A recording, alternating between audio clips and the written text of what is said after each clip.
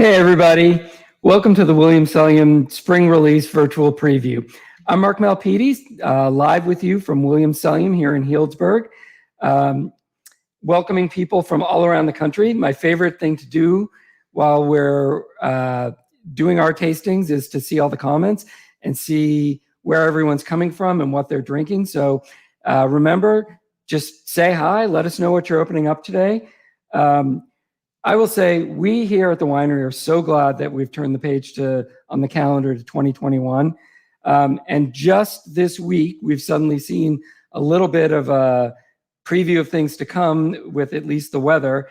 And sorry for all you snowbound people in New York and the East Coast, but it's about 68 degrees and sunny here in Healdsburg today. Got over the rain and are looking forward to tasting some wines today. Also, really good news is we just this past week have been able to reopen the Tasting Salon for outdoor tastings.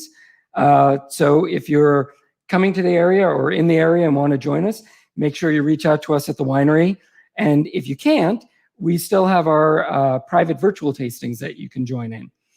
What we're going to do today is give you a preview of what's coming up in the release that's opening on Monday.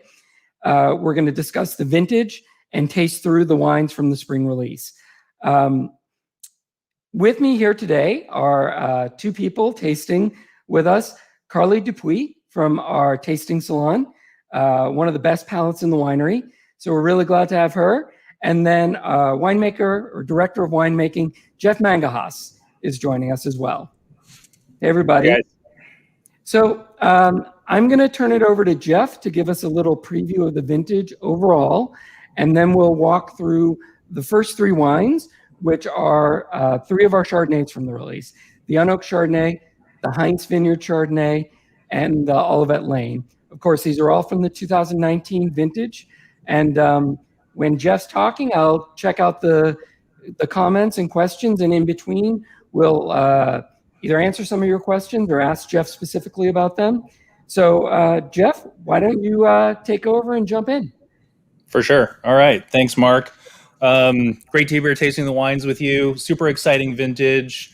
2019, we've had a run of excellent vintages here in the Russian River Valley, and I think 19 is going to be equally as interesting and flavorful and site-specific. So the vintage was really kind of set up very nicely with a lot of rain. Typically on Westside Road and Russian River Valley, we have about, I'd say 28 to 32 inches. That would be about average. The last few years, we've definitely have gotten at least average. This year is kind of shaping up to be a little bit on the light side. But 2019, we had a lot of rain in the wintertime. And actually, more than usual. We ended up the season with about 50 inches of rain. The net effect of having all this rain, cold soils, cooler temperatures, bud break was about 2 weeks later than average, I'd say, in 2019. So that's a good thing from the perspective that if bud breaks too early, there's always the threat of frost, which that has a lot of issues viticulturally. So I was really happy to see a lot of rain. The soil profile was really full. So that water is then accessible for plants throughout the growing season. So 2 weeks later on bud break, but then the plants really, were growing well because they had all this water in the soil. We had really nice weather in the late winter, early spring. And so all the plants just nice, even shoot growth. When I'm out in vineyards and I'm looking at how the shoots are growing, I like to see evenness across the canopy. And that was definitely true in 2019. The weather kind of turned a little bit in May when we typically have flowering. So it was on average about, my calculations are 14% cooler on average over the last, say, 10 years in that May period. And we ended up with actually 5 inches of rain in May. And that had a sort of a negative impact on the flowering of the plants. And so the crop load was a little bit lighter. You've heard me talk about in the past about hens and chicks, sort of a big berry and a little berry on the same cluster. And that really has to do with cooler temperatures during the flowering season. So highly desirable from the perspective that the tiny berries end up with, oftentimes no seed and very little juice in that berry, and it's just all color and flavor. So from a winemaking perspective, that means really good things. There is, of course, a slight reduction in crop because those berries are a little tiny or a little small. So what was also kind of great about having that 5 inches of rain in the fall, even though it had a minor impact on the flowering, it enabled the plants to kind of recharge. Interestingly enough, we haven't irrigated the plants at this point, right? So natural rainfall is really key to help the plants sustain up until the harvest time. So that was a real positive for the growing season. Super even temperatures through the rest of the growing season, and really kind of ideal. We started harvest that year, sorry, looking down at my notes, on August 20th on East Side Road, which is about normal for us. So just a perfect growing season.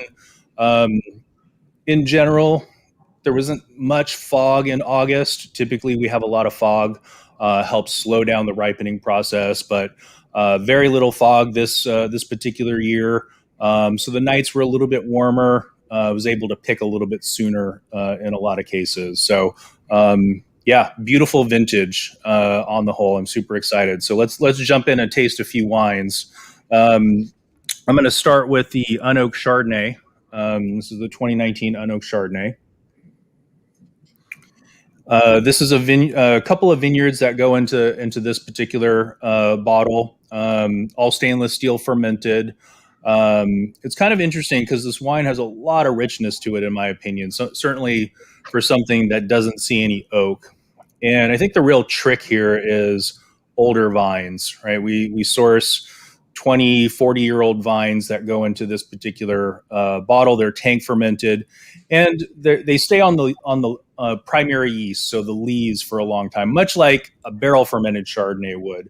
And so that lees helps the contact with the wine throughout its aging, really provides richness. And I think this wine is just terrific with, nice acidity, Russian River, fruit, apples, pears, citrus, but it has a really full-bodied sort of mouthfeel without residual sugar, without any barrels, and it's a really food-friendly, delicious Russian River Chardonnay. What did you guys think?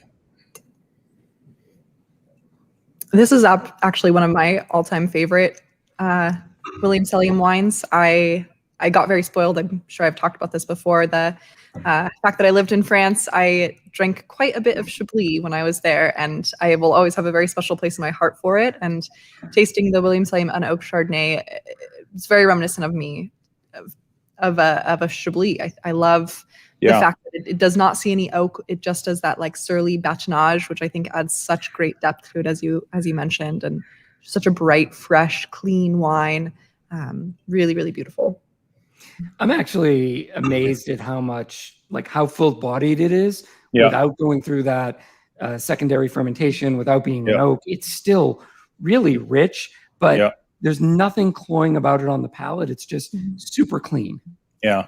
And it's, the great things about barrel fermented Chardonnay, when we stir the lees, kind of helping bring out some of the, that protein content to really create fatness in the wine. We mix the tanks, to help kind of stir up that lees, get that contact with the wine. And, I don't want to diminish the fact that these are older vines too, right? So really thick skins.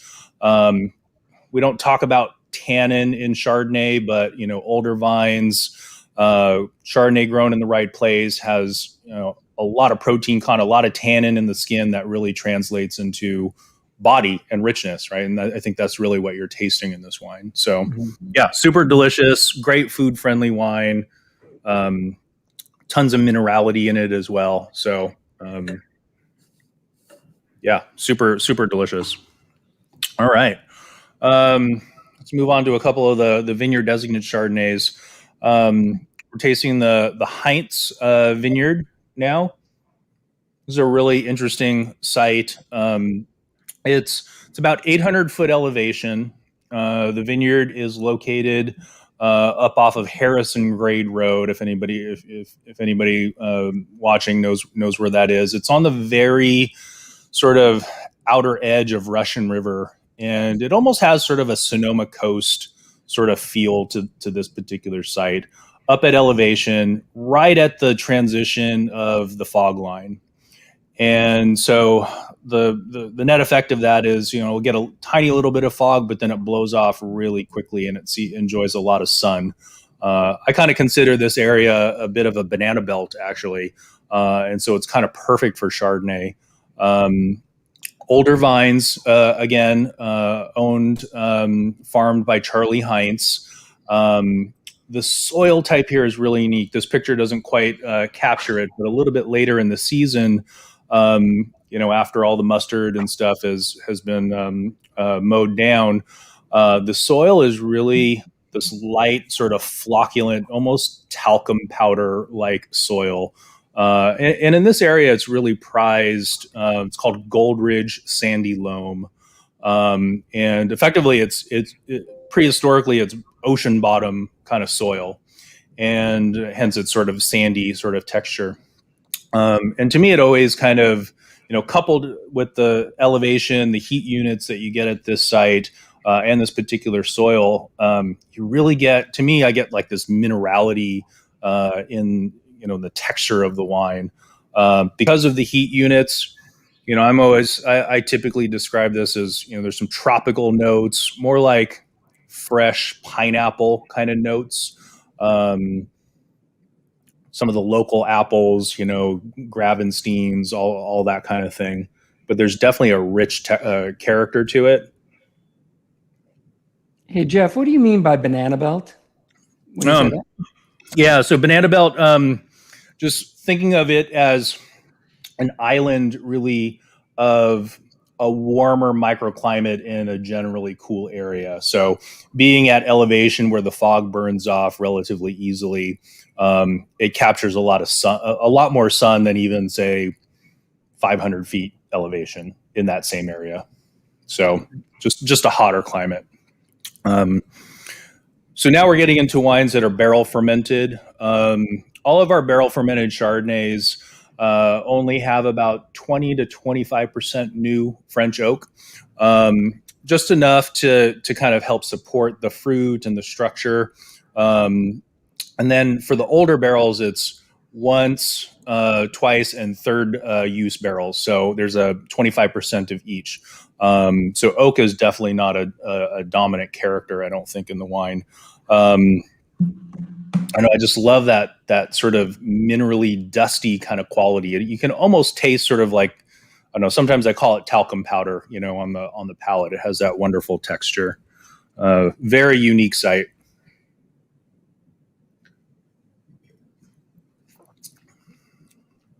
Lots of ageability with that wine as well, in my opinion. Let's move on to the Olivet Chardonnay. Got to grab my glass here. So Olivet Lane. This is in a region of the Russian River Valley that we call the Santa Rosa Plain or the Santa Rosa Bench.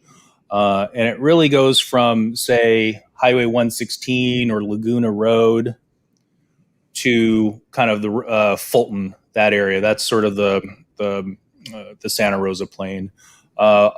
Typically known as a warmer microclimate. There's a little bit less fog intrusion here just because of its proximity to where the fog comes in kind of through Sebastopol and through where the Coastlands Vineyard is. Warmer climate, it's where a lot of old vine Zinfandel is. And in fact, actually the Olivet Lane Vineyard is right next to our Cytone estate Zinfandel Vineyard.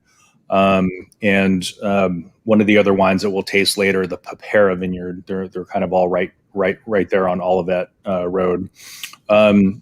Really cool wine, very different from the Heintz. Planted in the 70s. This particular vineyard has an old clone called Old Wenty. And this is one of the few vineyards still planted on AXR. So that phylloxera sort of susceptible rootstock.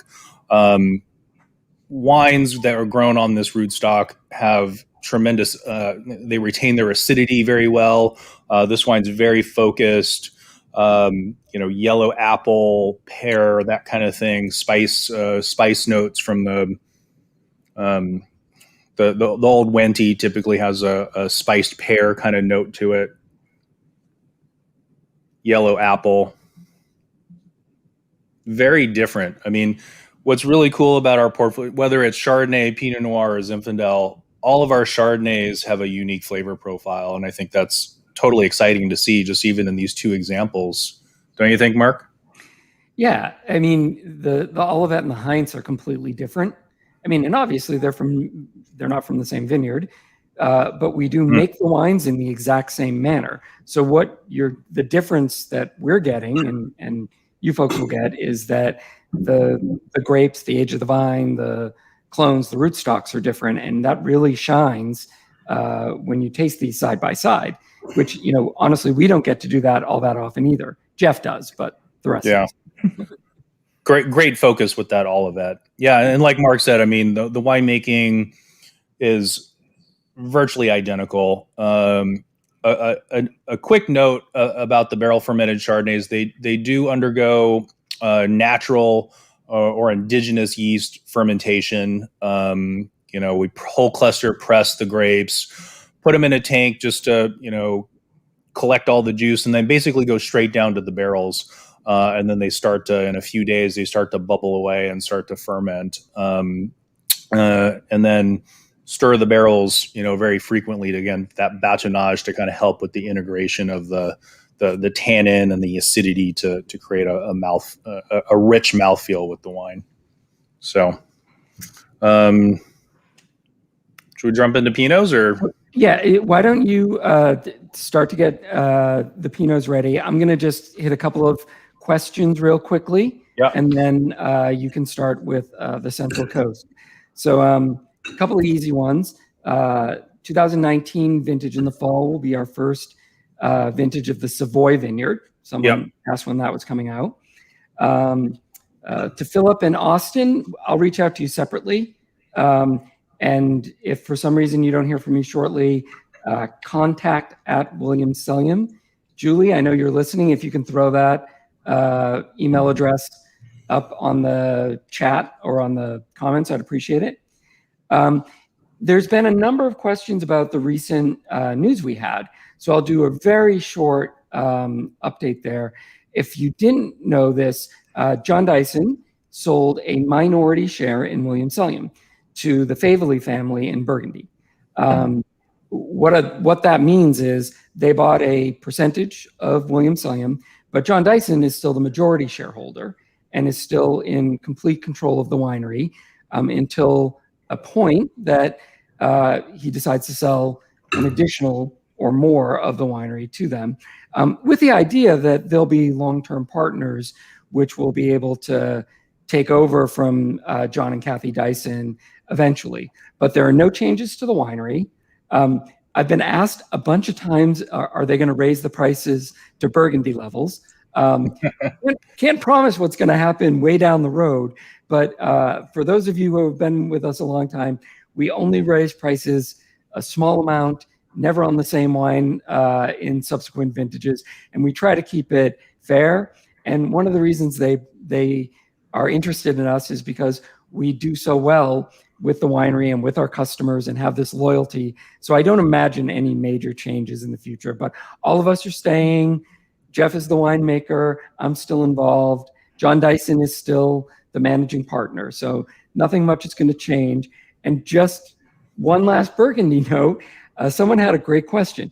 If you flew grapes from a great Burgundy vintage to Russian River Valley and made the wine here, would it taste like Burgundy or Russian River Valley?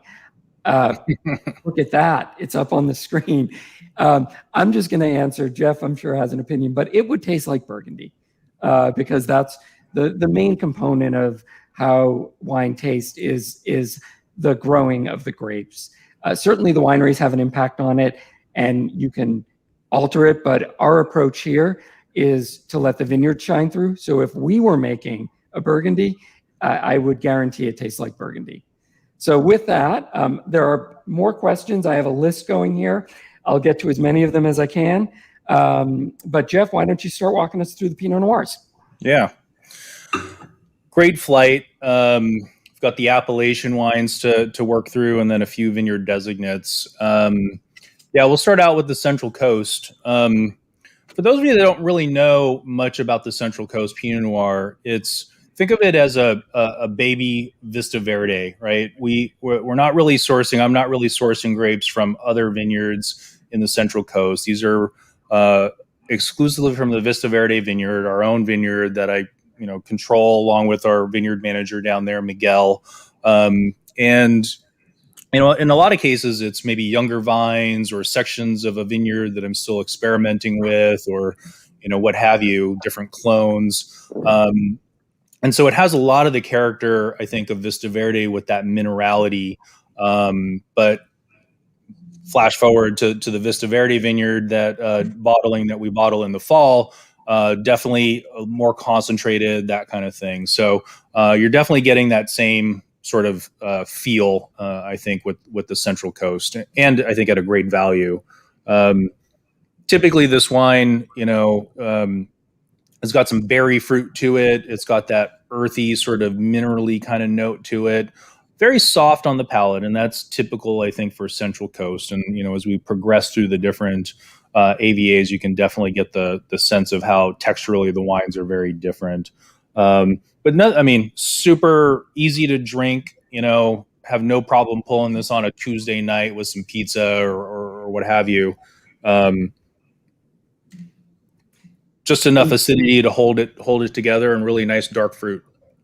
And Jeff, there was a quick question about the vineyard location. So if you know where Monterey is, this would be about 20 miles due east of Monterey. Yeah, east and south a bit. So what's the best way? Hollister is really kind of the nearest major city landmark. And it's southeast from Hollister. So it's actually up in the hills, slightly protected, catches a lot of breezes from Monterey. Surprisingly, it's very cool here, even though we think of the Central Coast as a little bit more further inland and potentially warmer. But by comparison, we're actually harvesting Westside Road, say middle of August. We won't really start harvesting Vista Verde or the Central Coast grapes that go into the Central Coast until probably 2 weeks later. So it is actually a lot cooler on average there, which is sort of weird to think about. Winemaking with Pinot Noir, these couple of wines, they don't see as much oak as, say, the Russian River or Sonoma Coast, or certainly vineyard designates. They're only bottled typically 10 to 11 months in barrel before they're actually bottled. Again, everything's unfined, unfiltered for the Pinots. Well, actually, for most of the wines are unfined, unfiltered. Okay. Another cool comparison, jumping back to going to the next wine, the Sonoma County, similar price point to the Central Coast. Here, it's a bit of a smattering of a lot of our vineyards within the Central Coast. Again, probably clones or sections of vineyards that don't make, the vineyard designate bottlings. Maybe vineyards that I'm just trying out might end up in the Sonoma County. Again, also, I think a great value, but it gives you that sort of, aromatically and flavor profile. It's definitely a redder fruit character versus the berry fruits that I think you get out of Central Coast. A little bit more firm kind of tannin structure, a little bit more acid typically.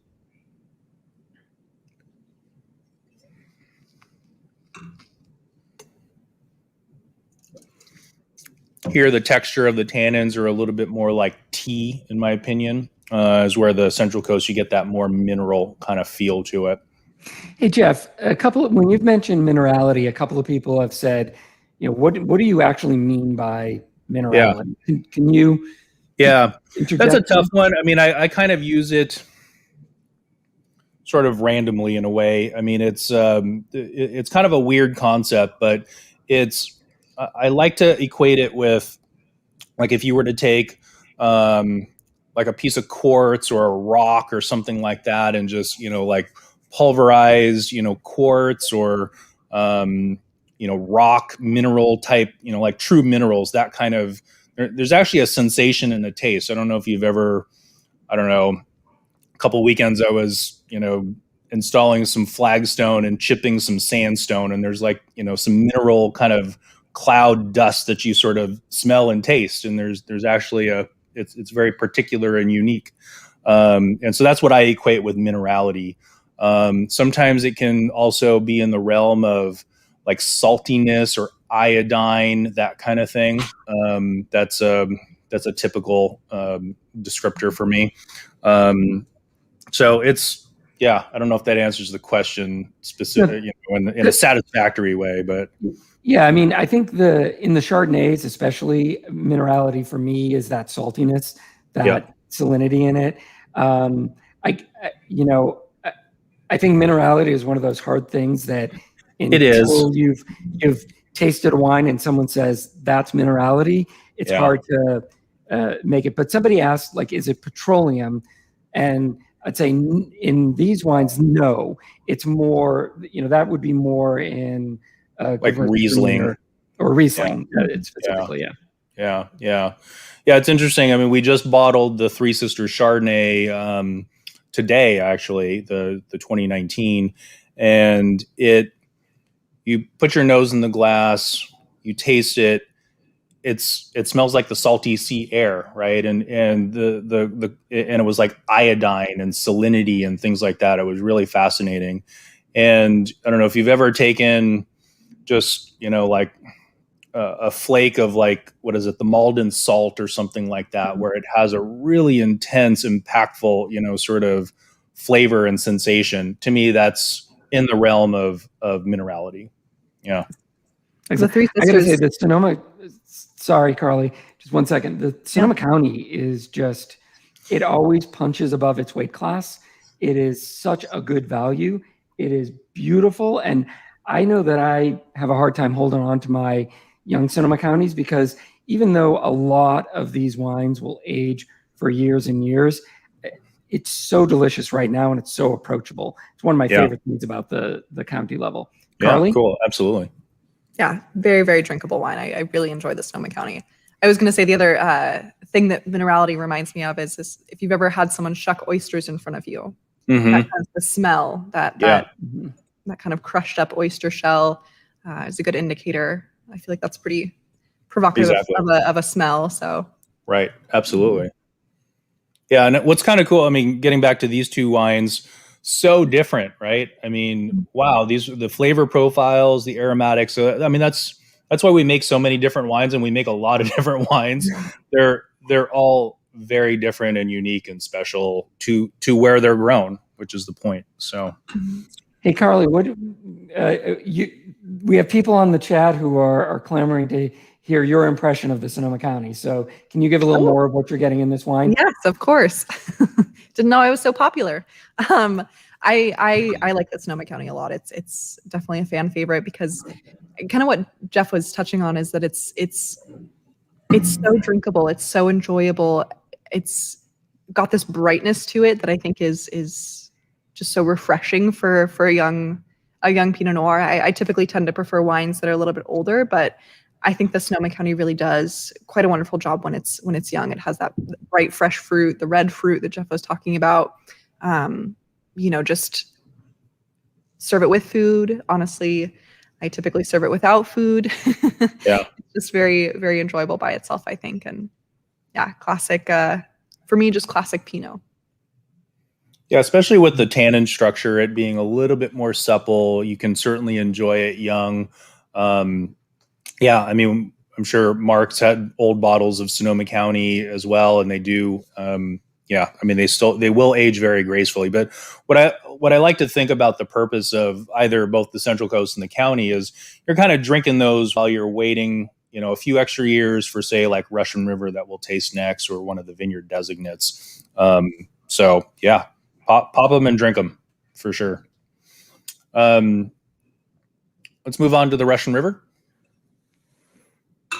I'm really excited about this wine, and I hope you guys will be as well when you get a bottle and pop it, and enjoy it. Historically, it's been a lot of Drake and some other kind of vineyards. Over the last few years, I've been really working towards a few additional vineyard sources, and it's really kind of rounding out the wine, in my opinion, giving it another dimension. Some really exceptional fruit from friends that a great friend, Mike Sullivan. There's a vineyard called Martaella that goes into this bottling. Another great vineyard on Laguna Road, unique soil type. So it's adding, I think, layers, and that's really improving, I think, the longevity and I think the interest in this wine. Still has the classic Russian River fruit. There's some floral notes, red fruit, tea, really wonderfully balanced. But I think the real difference is texturally. This wine has, what I would describe as having cling, right? It just kind of sticks on your palate. It's got beautiful tannin structure, kind of like a tea. I'm a tea drinker, so I liken a lot of Pinot Noir flavors to different types of tea. Just delicious. I'm super stoked about this wine. Classic acidity, what Russian River is well known for. Here, moving from the Central Coast and the county, the Russian River and the Sonoma Coast have a bit more oak. These typically have about 40% new oak. Again, not wanting to overpower the fruit. And just provide a little bit more balance to kind of texturally with the wine. I don't know. What do you think, Carlie? What's your impression of this one? I think it's really interesting how there is definitely a significant jump between Central Coast and Sonoma County. Just texture alone, I think, is so fascinating. You definitely get more of that. As you're touching on that kind of black tea tannin that you feel right around your gums. And again, it's that classic black cherry, red cherry, really, really well balanced. And definitely I think a step above as far as just texture alone. But in my opinion, I would typically serve this with food just because of that little bit of tannin, or hold on to it a little bit longer than you typically would your Sonoma County and Central Coast, which I saw a few comments about Tuesday night wines being, and as you said, great with pizza. But Russian River, I think this could do with something a little bit more substantial. Yeah, in fact, I had this particular bottling Russian River with just some beautiful king salmon, cedar plank, grilled salmon on my big green egg. It was just perfect. It had enough. The interesting complex flavors from the cedar and the charcoal grill just was actually a perfect match with this wine. That sounds fabulous. Yeah, and I mean, Carlie's point about the texture is dead on. What I get is like the Sonoma County and the Central Coast, they're kind of easy, smooth drinking. I taste the Russian River, I get that tannin and acidity a little more prominent, and I just think, okay, I got to let these go for a couple of more years. Yeah. I know that we've received dozens of questions about aging wines, and so that's probably a good time to say, you can drink Pinot Noir young, and a lot of Pinot Noir you should drink young. We're making our Pinot Noir to be able to age for long term, but the example I always use is you have to like what that turns into. Our rule of thumb is 3 to 5 years on the Appalachian wines like Sonoma County and Central Coast, a little longer on Russian River, and Sonoma Coast, and then even a little longer on vineyard designates. But the wine's going to change the longer you age it. and you have to like what it turns into. So you can drink them. I know a lot of people have been saying 2018, they're opening tonight, and it's awesome. And it will be great when you drink it young, but it's going to age very well in addition to that. So you can maybe drink some young and hold on to a little, see how they age. Yeah. I mean, it's interesting because, I think our wines do have even this, 2019 Russian River. It's delicious today, right? And so serve it with the right food, take it for what it is today, right? It's about fruit. It's about, kind of that youthfulness and, what I would describe as, the wine's got, baby fat still to kind of shed in a way, but it's still beautiful in its form today. And so, yeah, hold on to a few bottles, drink a few now, drink a few next year, and, maybe squirrel a few away in your cellar, and, see what it turns into and do the experiment for yourself. Generally a rule of thumb, I think also is the more tannic the wine. So if you're, say, for example, a Sonoma Coast or a Precious Mountain, those wines will have incredible longevity. I've had 20-year-old, Precious Mountains that I thought were still very youthful, right? Mm-hmm. And maybe they weren't super delicious when they were, released. So the bigger the wine, definitely, it can hang on a little bit longer. But kind of to Mark's point, find out what your own palate's like, right? And I drink young wines and I drink old wines, and I like them all. So, all right, let's move on to the Sonoma Coast. Got to reach down and grab my glass here.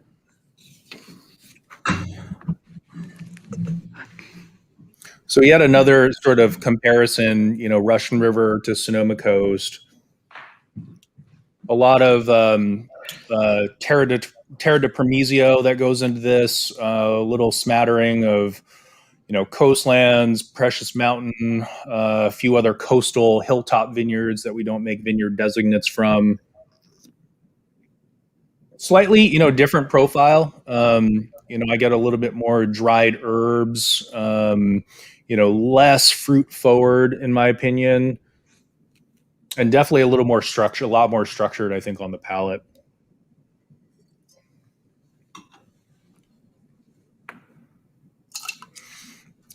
To me, the Sonoma Coast is really, it's a wild sort of environment, right? And I think, hilltop vineyards that are grown on thinner soils, that really does translate into the wine, right?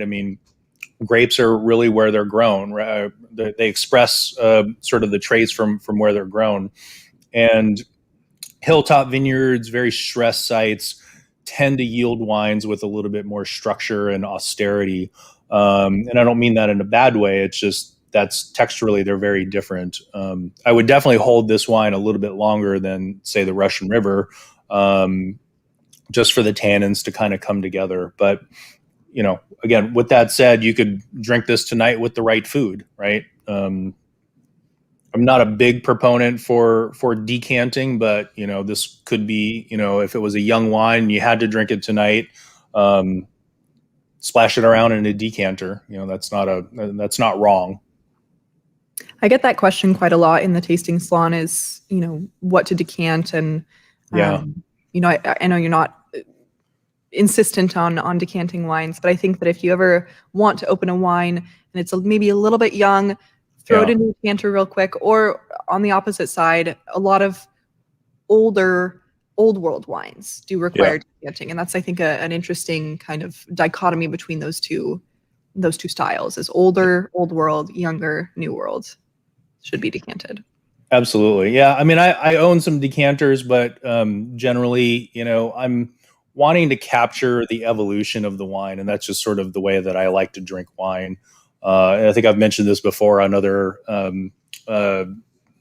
podcasts or casts or whatever, interviews, that it's, I like to open a couple of different wines and watch the evolution of the different ones. So I'm not just drinking one bottle throughout the course of a dinner party or whatever, and you miss that opportunity when it's kind of blossomed into what it is. And that can happen with young wines as well. But yeah, a decanter is not wrong for sure.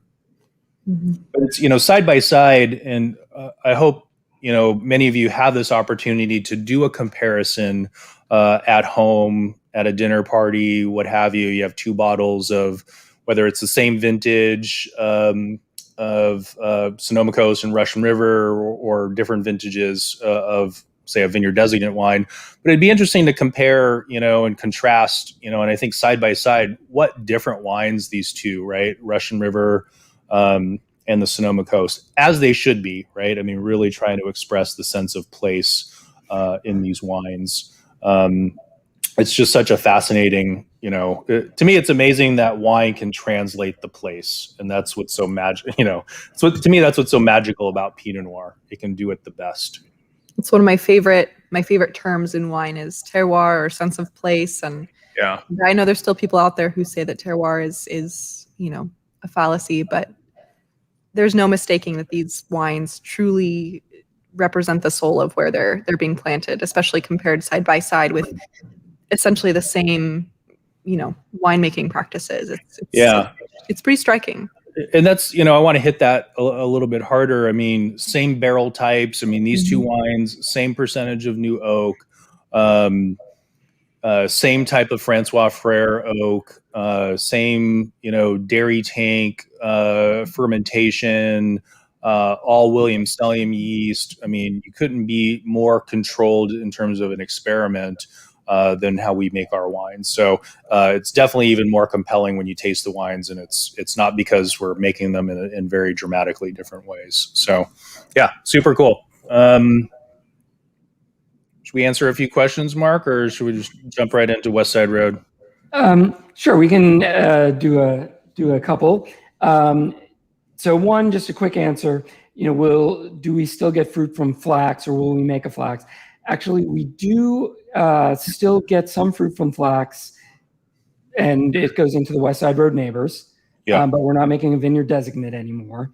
And then, Jeff, a good question for you is, how would you compare the 19 vintage to the 18 vintage? Yeah. Gosh, the 18s are really big and bold wines.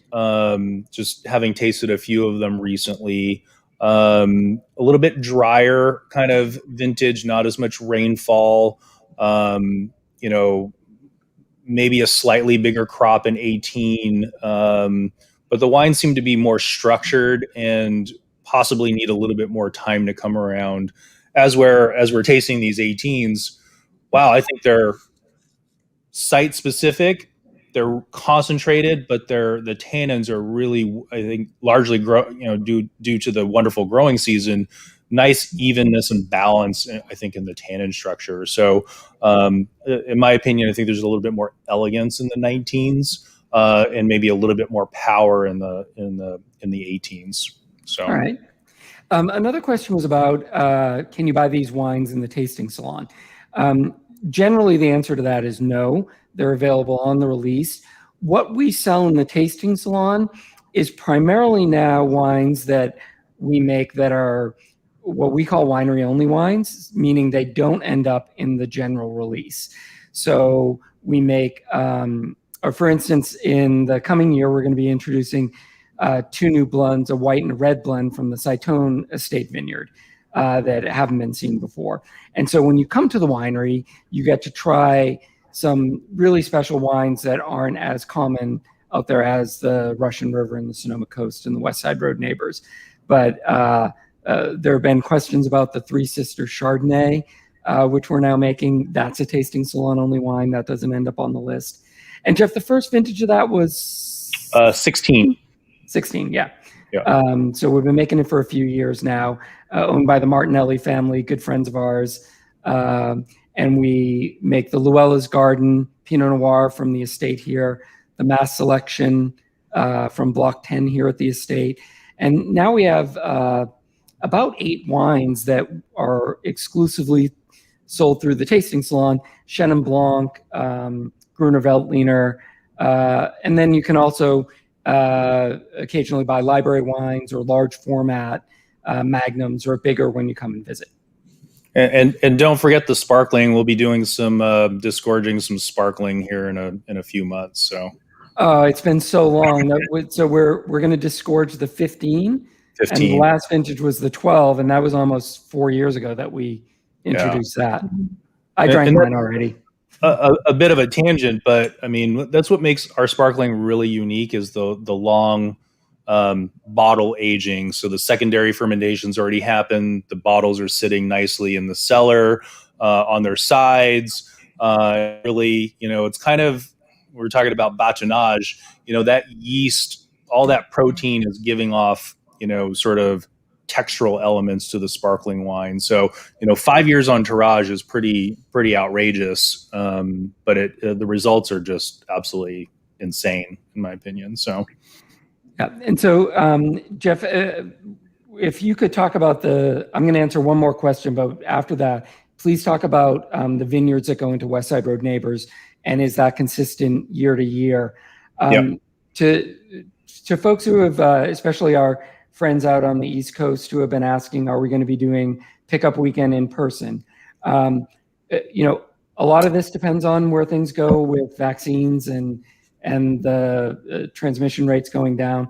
If I had to guess, I'm 99% sure we won't be doing one here at Williams Selyem because we do that earlier in the year. We tend to do that early in April. I think it would, given the size of the event, it's almost impossible that we'd be able to do it. There is an outside chance we could do Millbrook this spring at some level, but it's really going to depend on what's going on, 4 to 6 weeks out from that. So we still don't really know. We're hopeful. I'm fairly certain we'll be doing it in the fall, so we'll keep our fingers crossed. So, but we miss seeing you guys too. So Jeff, absolutely, yeah. Neighbors. So we're going to jump into Westside Road Neighbors. I think always a classic. If you're not familiar with the wine, very consistent. The vineyard sources don't change. The percentages of those vineyards might change depending on yield for a given vineyard. But starting from the north, from Healdsburg, we've got the Bacigalupi vineyard. Old-time family, farming grapes here since the 50s. Wonderful site on kind of the uphill side, so the west side of Westside Road. Beautiful rocky red sort of volcanic soil, just a terrific wine. Moving down from there would be the Bucher Vineyard. So again, hillside oftentimes provides that sort of, if you're familiar with the Bucher Vineyard, that sort of earthy kind of character, but a really beautiful red raspberry kind of character. Moving down from there, there'd be bits of Rocchioli that are included in the blend. Allen, the Flax Vineyard, and our Williams Selyem estate. So those are the typical blenders for this wine. Very focused wine. I think there's a refined tannin structure. I'm going to throw that word out, minerality again, but it's sort of like a gravelly, rocky kind of character to it, which I think is typical for our part of the west part of the Russian River, and particularly on Westside Road. Beautiful, pure red fruit. I mean, you can't say enough about this wine because it just the flavors, the complexity as it's evolved. This young wine's evolving in the glass. Look forward to putting this wine into the back into the cellar for a number of years, and it'll really blossom with a few years of age. I mean, this would be on the same sort of category as 5 to 7 years. Wouldn't be unheard of, I don't think, for this wine.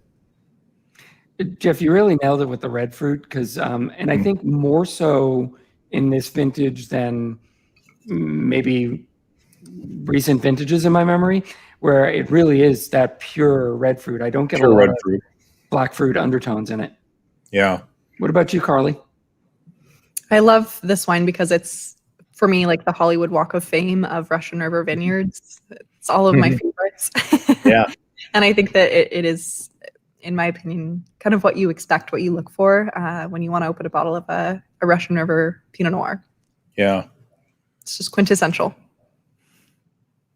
Absolutely. No, it's got it all. Floral notes to it as well. Yeah. Sorry. Go ahead, Mark. No. Just few people have some of the comments are hysterical, and I can't repeat them. So I'm just gonna just get back to the wine, Jeff. Absolutely. The Westside Road typically spends a little bit longer in barrel. It's looking more like 15 months in barrel, more like 60% new oak. But I don't know. I think our wines don't have a signature of oak, even though they have, like this wine's got 60% in it. It just kind of soaks it up and just becomes part of the architecture of the wine. Another note, from a winemaking perspective that you may or may not know, all of our Pinot Noirs have a bit of whole cluster in them, which is very, traditional, I would say, traditional kind of in a Burgundian sense. And it's interesting because our wines don't have, when it's done wrong, there's sort of like a real stemmy sort of green vegetal character. But very careful with where we source grapes and how we farm the grapes. And that's true of not only grapes that we farm here at the estate, but with all of our growers. And the stem tannin, when it's done really right, when the grapes are in the right spot and are farmed properly, you really get a spice element. And when you make the wine with whole cluster, it adds, it's just like cooking it. It adds another level of depth and flavor. And I think our wines, great wines, would be sort of incomplete without that whole cluster component. And that's, I think, part of the signature of a Williams Selyem wine, in my opinion. Cool. All right, let's move on. What do we have next? Terra de Promissio. Yep. So down in the Petaluma Wind Gap. Yep. Really wonderful, delightful wine. We've been making this since 2011. The vineyard was planted in 2002, and it's farmed, owned by Charles and Diana Caron. Great partners, great partners in crime. I mean, it's what a terrific site, and they do whatever is necessary to create these wonderful wines. A little bit of earthiness typifies, Terra de Promissio. It's in the Petaluma Wind Gap, but it's in the south east corner of Petaluma, right? So kind of near the golf course, and sort of as you start to get up into the hills, heading towards San Pablo Bay. And you've got this beautiful perfume, red fruits, maybe a little bit of black fruit character, but Pinot Noir to me is about the perfume, and this wine has it in spades, right? I mean, just it's the fruit perfume. It's floral in nature, but just highly aromatic. It just sort of jumps out of the glass. A little bit of that earthiness. Yeah, it's been a wonderful addition to our portfolio, I think, because it's so unique and different. Yeah, we actually, I think, real supple on the palate too. 2011 was the first vineyard designate, but we did get the fruit from them, I believe, starting in 08, and we blended it the first few years. I could be wrong on that, though. My wine memory may not be as good as it used to be. We call the Terra de Promissio Sonoma Coast AVA, although technically it is in the new AVA, which is the Petaluma Gap. But on our label, we label it Sonoma Coast. Yeah, which is the way that back in 2011, it was still part of the Sonoma Coast. So really, in my opinion, the identity is Sonoma Coast. And you could even argue in the fall release, Precious Mountain, is technically in the Fort Ross Seaview, AVA, but we still consider it Sonoma Coast because that's sort of its identity and history. And in a lot of ways, I mean, I think the identity of this wine is Terra de Promissio, whether it's labeled Sonoma Coast or Petaluma Gap, is somewhat almost irrelevant, but. Yeah, and the thing about the Petaluma Gap is it tends to, because it gets this it's basically in a alley of wind coming in from the ocean, and it has that same coastal fog influence, even though maybe 10 miles north of it and 10 miles south of it, it's about 15 degrees warmer, because it gets this wind gap that blows in cool weather from the coast. Exactly. You got it, Mark. Such a beautiful vineyard. I recently had the pleasure of actually going out there and cool. seeing the vineyard, and it is just breathtaking out there. And I'm a sucker for a good story, and the story of the Terra de Promissio vineyard, like all of our growers, they have such great stories, and it's the history behind the wine that I think really speaks to me, at least. And yeah, absolutely. No, they definitely planted in the right spot, just the perfect amount of wind, and the grapes slowly ripen. It's one of our later harvested vineyards because it's in that cool, that wind tunnel. Terrific wine, aged 15 months. 15 months and about 60% new Francois Frere, which is traditional for us. I mean, that was what Bert started making the wines in Francois Frere, and that's what we continue to do today. And just for folks who don't know, Francois Frere is a barrel maker, a cooper in France, and it's the main Pinot Noir barrel we use. And as Jeff said, from the time of when Bert was making the wines through to today, it's on 99% of our Pinot Noirs. Yeah. Okay, so the last Pinot of the flight is the Olivet Lane. So similar to the Chardonnay that we tasted in the beginning, planted in the 70s, planted on AXR. It's planted to a clone or a selection called Martini, which I highly favor. Some of my favorite clones tend to be Pommard, Swan, Mount Eden, which in the areas where we grow grapes, so these are all subtle genetic variants of Pinot Noir that have specific traits, right? And one commonality between all of those, including Martini, is they tend to have very thick skins.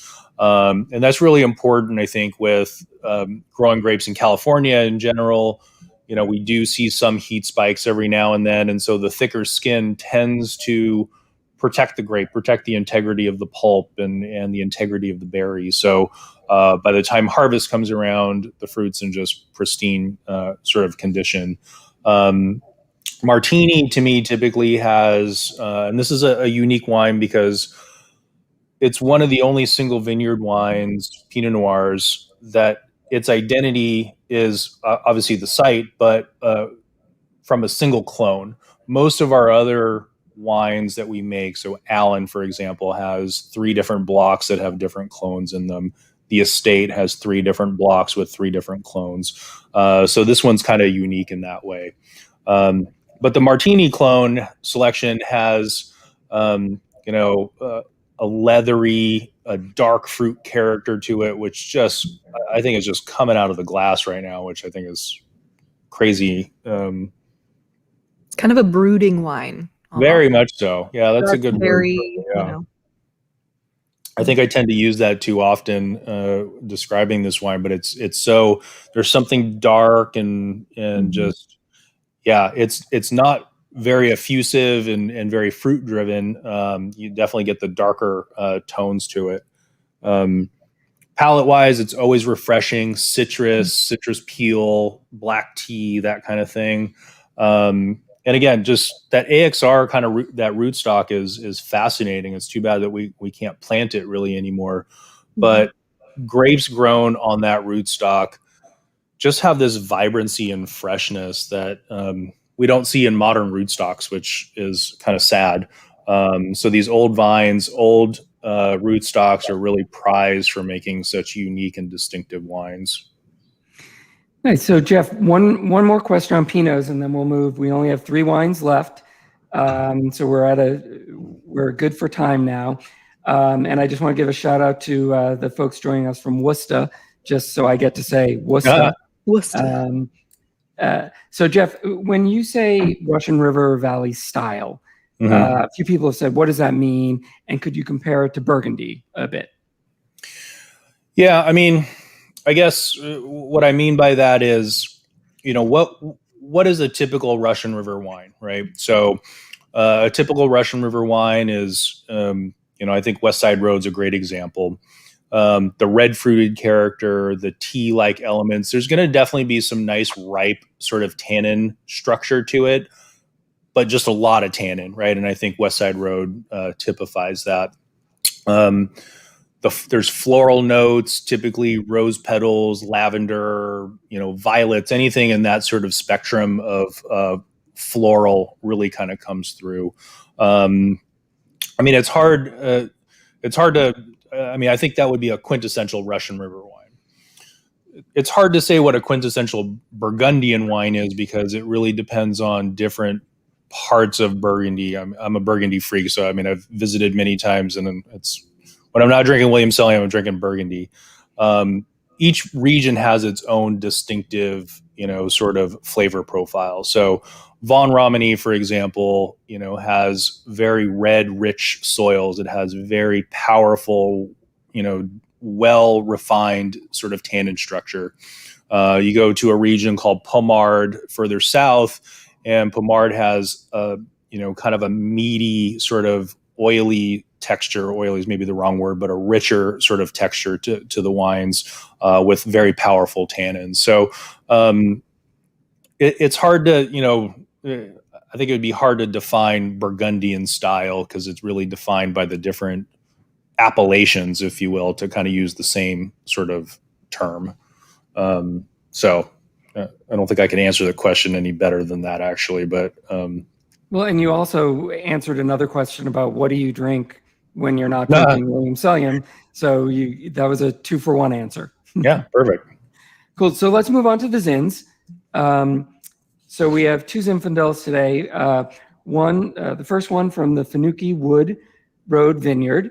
And so Jeff, tell us a little bit about this wine. So let me take a quick step back. Winemaking is a little different for Zinfandel than Pinot Noir. We're not using whole cluster. We're using a different type of oak, French oak. Everything's French because it's a little more refined as opposed to American oak, which is there's more rusticity to it. And we're back down to about 20 to 25% new, and then once, twice, and three times used barrels for the balance, 25, 25, 25. So very different, but made in the dairy tanks, all with our Williams Selyem yeast. So those other bits are similar to the Pinot Noirs. So Fanucchi-Wood Road is a really interesting vineyard. This vineyard was planted in 1890, if you can believe that. It's situated outside of the town of Fulton. It's this little road that, is, if you're driving down south on Fulton Road, it's one of the, from River Road, it's one of the first roads that you turn right on, and that's Wood Road. And it's a historic, there's 6 other really famous Zinfandel vineyards on this road. I used to make wine from 4 of those vineyards when I was at Hartford. And for certain, this was always one of my favorite wines. So it's wonderful that we're making Fanucchi-Wood Road Zinfandel here at Williams Selyem. Planted in 1890, completely dry farmed vineyard. Beautiful sandy kind of soil. It's not quite gold ridge, but it definitely has a sandy sort of texture to it. Old roots, AXR roots, going down deep, mining water, nutrients, struggle to really survive. But the enormity of the root structure, really, these plants, don't struggle that much during the growing season. And then they produce this wonderful wine with concentration, tiny little bit of Petit Syrah and Alicante that are interplanted in the field, and even a few white vines. So we pick everything. It all fits in one tank. Really concentrated aromas, black fruits, one of the things that's really interesting, and I don't find this in our other Zinfandels, and I don't know why, but I think it's something unique about that particular part of the Russian River, is I often get, and I'm getting it now, sort of like a peach or an apricot sort of note to it. Is very interesting. Something stone fruit, just sort of like, it's very floral, it's very delicate, and I look for it. I love it. I think it's really unique. Do you get that, Mark? This is why, Jeff, you're the winemaker and I'm not. You have a much more sensitive palate. I get more of that kind of that blackberry and really ripe raspberry, and and then all the textures. I can't say I get the stone fruit, but I believe you 100%. Carlie, what about you? Yeah, it's funny that you mentioned that, because in the Somm world, one of the tricks of pinning a Zinfandel on a blind tasting, especially if it's from Dry Creek or the Russian River or really anywhere in Sonoma County, is to look for Yoplait peach yogurt. Yeah. And now this wine, I think, has definitely more elegant expression of peach. But a lot of Zinfandels you taste from the Russian River or the Dry Creek Valley, they do have that distinctive Yoplait peach yogurt quality. But I love that this has that really elegant kind of floral element of like a peach blossom or a fresh cut white peach. Yeah. It also has that boysenberry, as you were mentioning, the huckleberry, the dark kind of brambly notes of a classic Zinfandel. Really just a beautiful expression. Yeah, it's a gorgeous wine. And I think, what sets our wines apart from, other styles out there is the refreshing, it's not sour, but there's definitely a refreshing acidity to it that sort of balances out the concentration and the heavy tannins and all that sort of thing. Bone dry, these wines have no residual sugar. So it's the richness from the concentration of older vines, that, beautifully balanced acidity. That's a winner. I love that wine. Mm-hmm. It is hard to find a good Zinfandel with a beautiful acid background. Yeah, totally. And kind of moving to the Papera, which is a little bit further. It's kind of south and east from Fanucchi-Wood Road. It's on Olivet Road, right at actually the corner of Olivet and Piner, if anybody's familiar with that. Right in the middle of Zinfandel country. So Cytone is a hop, skip, and a jump to the north. There's some other incredible vineyards that Mike Officer from Carlisle farms in the area. A vineyard called Montafi. Just incredible, perfect place to grow Zin.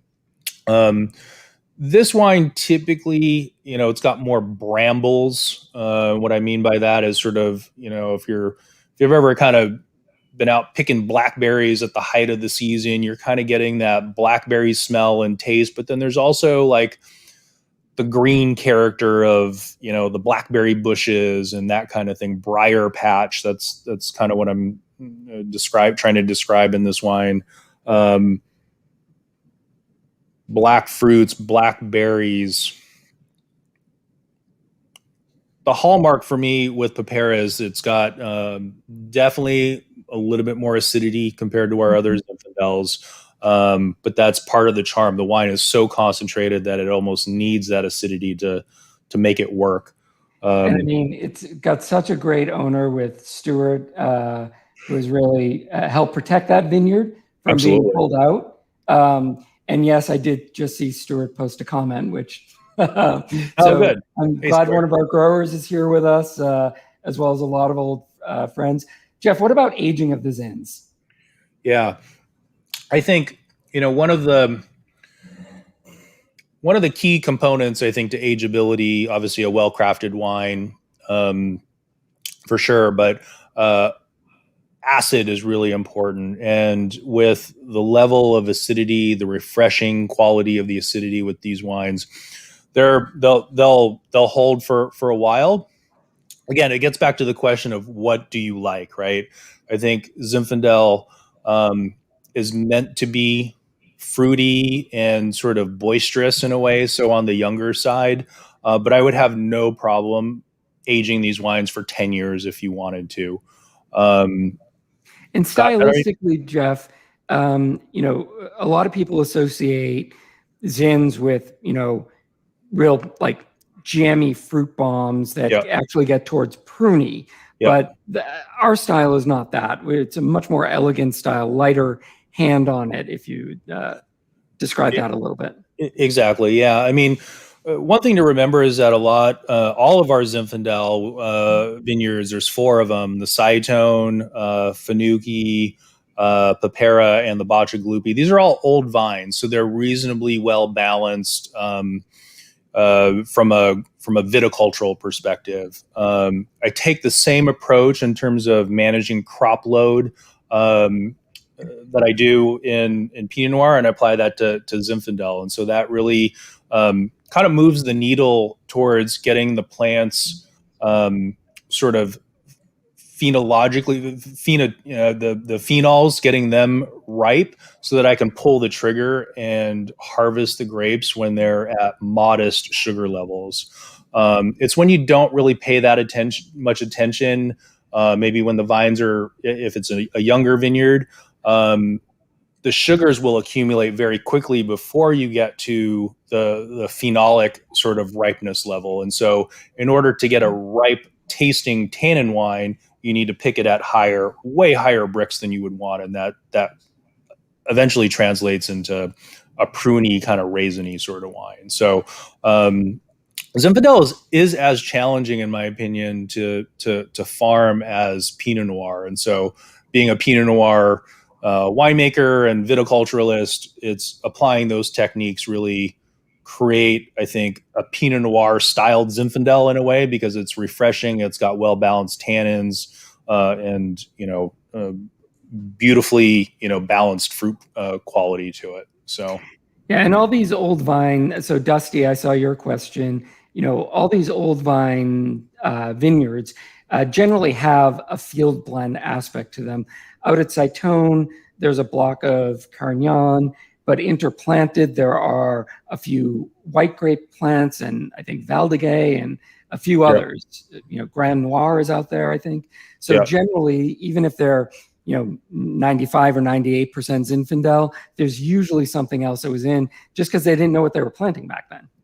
Yeah, no, that's for sure. And it's also kind of hedging your bets a little bit where it was purposefully planted. Sometimes a particular variety may not perform as well as, say, Alicante, which is always very colorful and acidic and tannic. So in a lot of ways, including these sort of field blended or planting them as a field blend really created consistency from vintage to vintage in that particular field. And that was kind of maybe one of the concepts with the field blend. So Jeff, let's move on to the last wine. Yeah. And I just wanted to give a shout out to Michael Vincent, who had a great idea.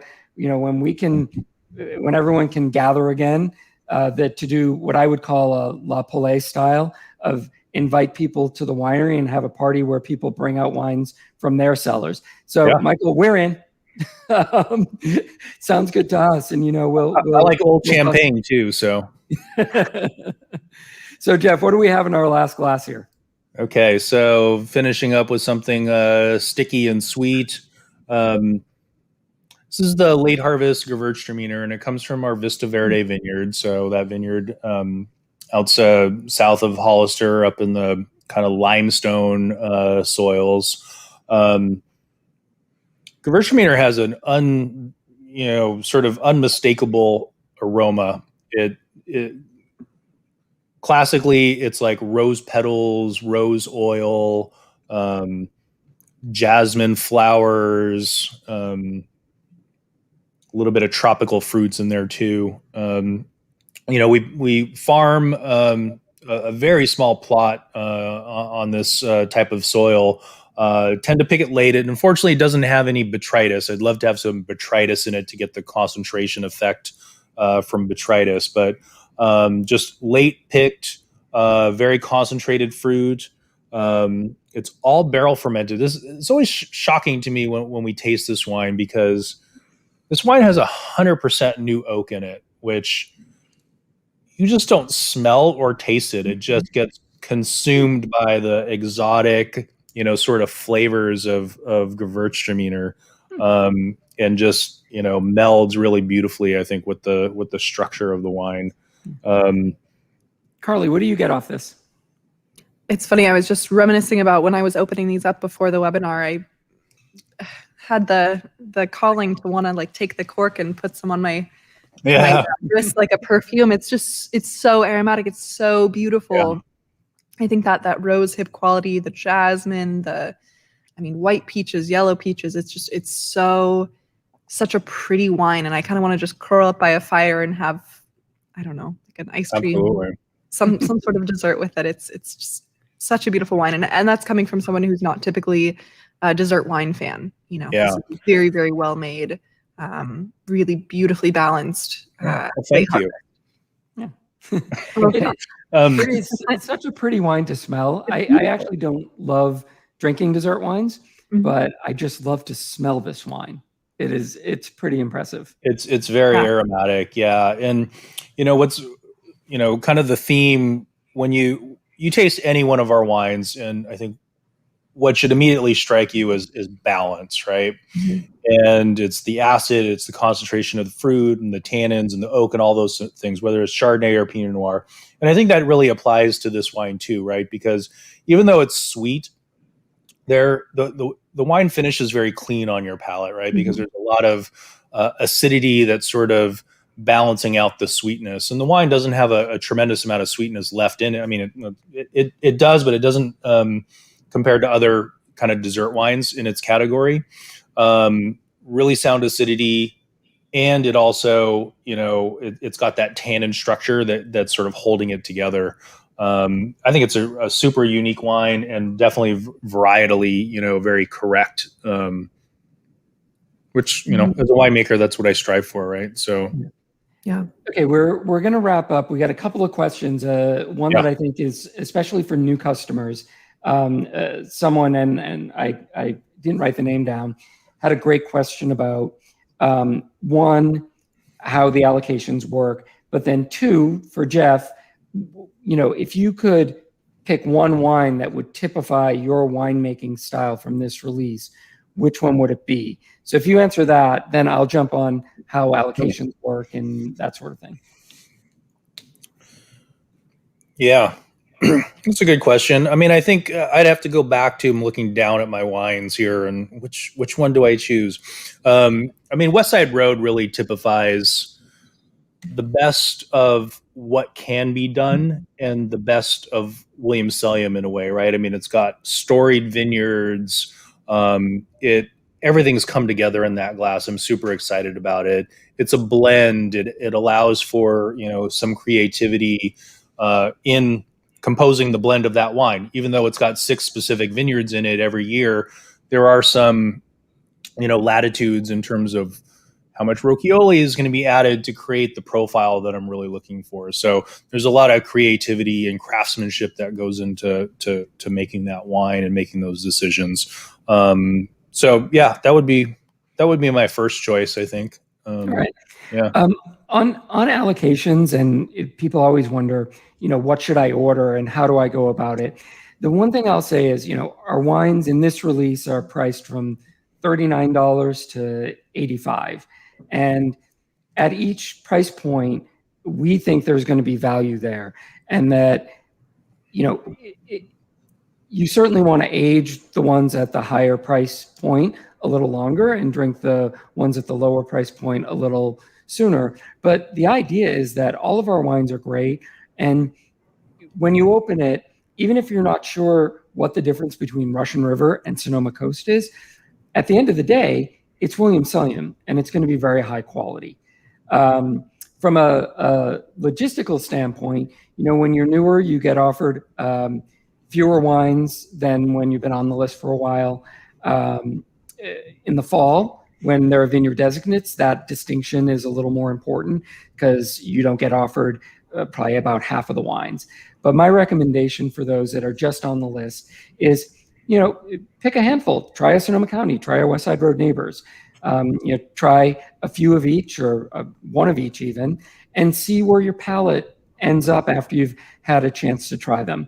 But no matter what, I think whether you drink it young or you age it for 5 or 10 years, it's going to be really great quality, and you won't be disappointed.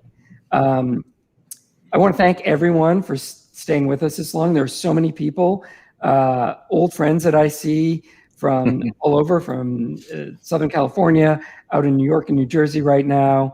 Friends of Jeff, friends of mine, friends of Carlie are all on here. We miss seeing you guys in person. Hopefully by the end of this year, we'll see some of you. If we didn't answer your questions, we're sorry, because we got literally hundreds of them. So I tried to get as many. And if there's something that we can answer later, we'll certainly do that. Carlie, thank you. It is always great to have your perspective on these wines. Jeff, as always, a masterclass in both, science and winemaking and taste. And people were asking for more food pairings. I'm sorry we didn't get a chance to highlight that today. But again, Jeff would always say, try more sushi with Pinot Noir. Anyway, thank you all for tuning in. We hope to see you soon. Give us a shout if you have any more questions. And cheers, everyone. Cheers, guys. Thanks for enjoying the wines. Cheers.